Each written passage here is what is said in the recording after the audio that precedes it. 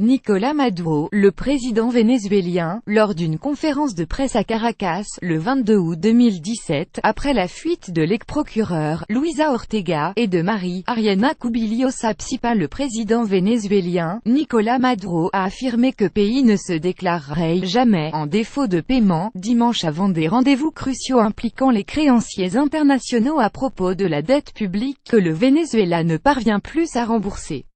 Renégocier et de refinancer toute la dette. Ils ont spéculé sur le fait que le Venezuela se déclarait en défaut de paiement. Jamais le défaut de paiement ne se produira jamais au Venezuela, a asséné Nicolás Maduro dans intervention télévisée dominicale. Le Venezuela aura toujours une stratégie claire, et maintenant notre stratégie est de renégocier et de refinancer toute la dette, a-t-il assuré, martelant que ce soit clair pour tous les créanciers et tous les agents financiers. À Caracas, le président Maduro, fragilisé depuis plusieurs mois par une crise économique, politique et humanitaire, a convoqué pour lundi une réunion de créanciers internationaux pour tenter de renégocier la dette.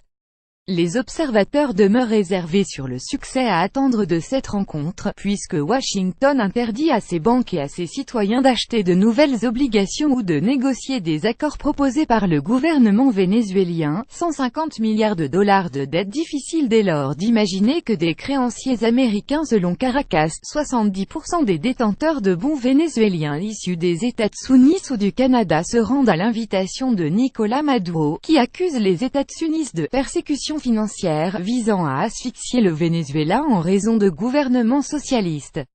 De surcroît, les deux personnes désignées par le pouvoir pour renégocier cette dette, le ministre des Finances Simon Serpa et le vice-président Tarek El Aissami, étaient directement frappés par des sanctions empêchant tout Américain de traiter avec eux. En parallèle, à New York, un comité spécialisé de l'ISDA, Association internationale des produits dérivés, se penchera aussi sur la question vénézuélienne.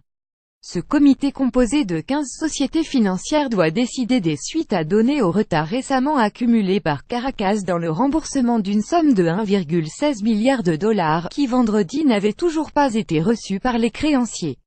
La dette extérieure du Venezuela est évaluée à 150 milliards de dollars, mais ses réserves en devises ont fondu à 9,7 milliards.